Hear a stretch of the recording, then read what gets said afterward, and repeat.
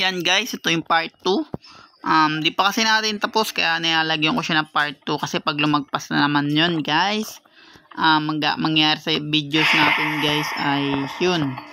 Hindi siya ma-upload sa YouTube mga pre pag ganun. Yung dalawang susi na kuha natin at konting-konti na lang mga bar ay mapupuno na natin at makakalaya na tayo sa pinakawalang kwentang bahay nito ni Slenderina. Yung mukhang burat. Hanapin natin guys yung susi. Grabe naman, naligo na naligo na may dugo. Ay na may like that.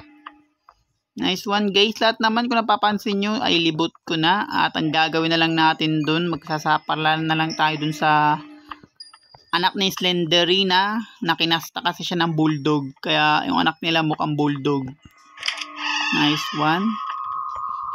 Yan yung itsura niya guys oh. Para sa akin ang pangit ang graphics niya. Hindi maganda. Maganda lang yung lugar guys pero hindi siya nakakatakot as in. Nice. Nanonood kasi ako ng horror guys kaya pasensya nyo na ako ba't ako ganito. Mga horror, yung mga legit na spirits talaga guys, yung kuha sa CCTV guys. Try nyo yung top 5 ghosts tsaka stop him ng gabi guys, the best. Tapos naka earphone, tapos laksan nyo. Yan ang the best guys. Ayan, yan na naman siya. Yan na naman. Di ako nagugulat guys na lang. Yung buhay kasi natin, pag tinignan natin siya, mukha siyang nakasubo ng pakwan guys. Ewan ko bakit ganyan itsura niya. At di natin nakikita yung bulldog rito. Ayun bulldog, kakabanggit ko lang. At mamaya na natin gamitin yung susi guys. Iligaw muna natin itong bulldog na yan. Pag ganyan yung sounds guys, nawawala na siya. At yun, putik na yan. Grabe naman yan. May gagawin tayo guys. Wait a minute. Alam ko na gagawin sa'yo. Hinayupak ang bulldog ka. Yan, dito lang tayo dahan-dahan lang. Nice one. Grabe, pahinga ako niyan. Makakainis yung bulldog na yun At yun guys, sayang lang yung susi.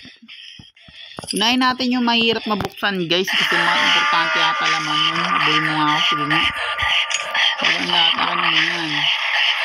Easy lang yan guys kaya huwag kayo mag-alala. Matatapos natin to guys agad-agad. Yan. Mamaya na natin gamitan ng susi guys dahil nabol tayo ng Doberman. Nice one. At balik ulit tayo dun dahan-dahan mga pre. Ano ba yun? Dito no? O kasi liligaw mo kung Doberman ka Asan ba yung amo mo? Ipapabarangay natin guys yung amo niyan. Wala nag-aalaga, kawawa naman Yun mga pre, tapos ko na. Wala akong pake sa'yo. Hello. Grabe guys, mamatay tayo sa ginagawa no. Yun nga mga par, at yun nga ang diskarte natin guys para matapos to. At yun, mamamatay pa tayo guys ano ba dyan? May healing ba dyan? Healing galing. And guys, akit muna tayo kay Slender. Para kunin lang yung life dahil yun nga guys, kumpleto na yung ating susi. Huwag lang magpakita si Slender sa atin. Tingang buhay. Alam ko may buhay akong iniwan dito, diba guys? Kung alam nyo naman. Meron akong buhay dyan na naiwan Baka dyan sa apuan. Wala. Masama dun guys. Sumulpot si Slender sa atin. At yun. Patay na tayo pag ganyan automatic. Tingnan nyo yung lakad ng characters natin guys. Talagang pilantod na siya guys. Huwag ka magpakita Slender. Please lang. Mamatay na ako May buhay ba yun? Nice. Nyam. Uy, kunin mo. Uy, ano gagawa mo? Kunin mo. Lo. Grabe yun guys. Di niya kinuha. At yun, bababa na tayo. Pilantod pa rin yung players natin guys. Alam mo, mayroon dito May buhay ka ba dyan? Yun, nice. Hindi ko napansin yung guys kung tutusin lang. Yun guys, panalo na naman tayo. At saglit ko lang nilaro pero kakalibang naman siya guys para sa akin. At ilang beses ko siguro uulitin to. May susunod ko to kaya guys. Sa mga vlog nating hotel. Susunod natin to guys. Para marami din manood. Doon yung manok na pula guys. Huwag ginaasahan yun. Pasyensyahan nyo na ako. Ganun talaga nangyari guys. Nag-update na naman. Kaya hindi ko na siya nalaro mga pre. Dire-diretso yun eh. Nice. At yun guys, makakatakas na tayo. At nasa atin na yung libro. Ang gagawin natin guys, tumakbo ng tumakbo, tumakbo ng tumakbo, yeah. Tumakbo ng tumakbo, tumakbo ng tumakbo. Kahit magtagal tayo rito mga par, di naman tayo mamamatay. Dahil as hindi siya mawawasak. Kailangan umalis ka rito mga pre. Sakto guys oh. Ito na yung ano guys, yung tapos na itong Slender.